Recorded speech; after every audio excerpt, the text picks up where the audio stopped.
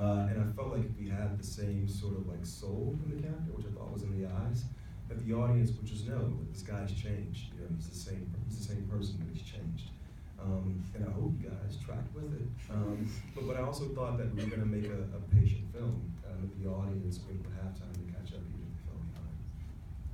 How much of a risk do you think that is to try to trust an audience to be patient in this day and age? You know, you would have to ask my distributor, because I didn't think about that. I'm just going to make what I want to make. But I think the fact that we're here, it was a calculated risk on some level. But you know, I wanted to make the kind of movie that I would love to watch. You know, and I love to watch movies where I can participate and where I work a little bit. Andre, what sort of research did you do into your character?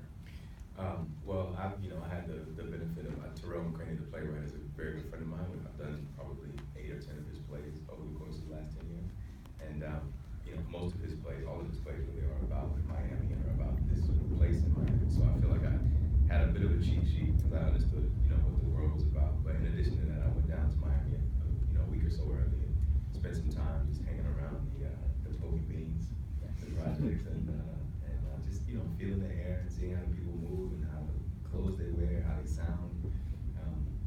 That was it. And then of course you do all the other work that you do as an actor, the questions you ask yourself and all of that stuff. But being in the place made a big difference for me.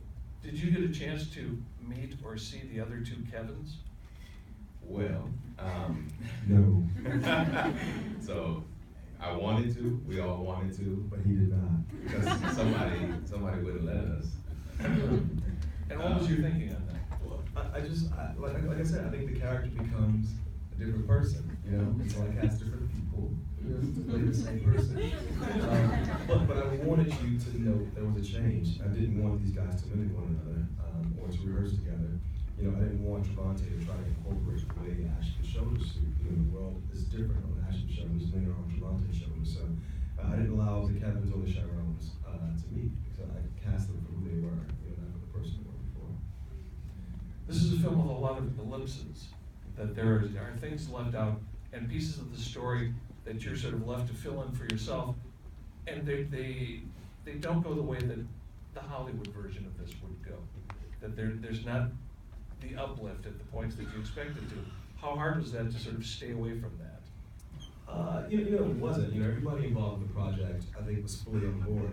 There was some thought about how you guys would receive certain things in the film that we utilize that sort of technique. This character Juan, played by Mahershala Ali, is sort of like the bedrock of the film. The piece only exists because Terrell McCraney, the playwright, had an actual friendship with the local drug dealer, who protected him and allowed him to be an other within the community and stop these boys from picking on him.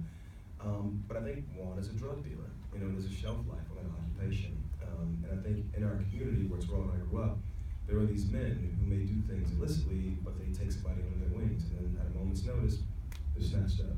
And I wanted the audience to feel what it's like to have that character snatched out, the same way I'm sure Sharon felt when Juan was snatched out of his life. So we didn't want to explain that Juan got killed, or Juan did this, or Juan got sent up. Juan is just gone. Because someday for Sharon, Juan was just gone. Was there someone like that in your life? No, that is Terrell McCraney. I just played sports. I'm wondering, as you were making the film, who did you hope the audience would be? I mean, obviously, you always hope that everybody will go see the film. Was there someone specific that you were thinking, I hope they see this? Yeah, I mean, the movie is definitely made. Terrell and I are from the same place. We grew up blocks from one another. Both our moms went through the struggle with addiction. You see Naomi Harris portray. Naomi's a composite of my mom and Terrell's mom. I think we made it for us, I think Terrell and I both, have had this story and have always wanted to tell it.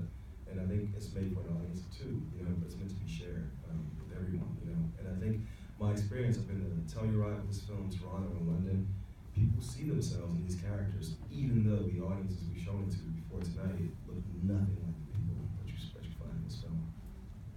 Well, and that raises the question of how do you get the people that do look like the people in this film to go see it? A24 has been really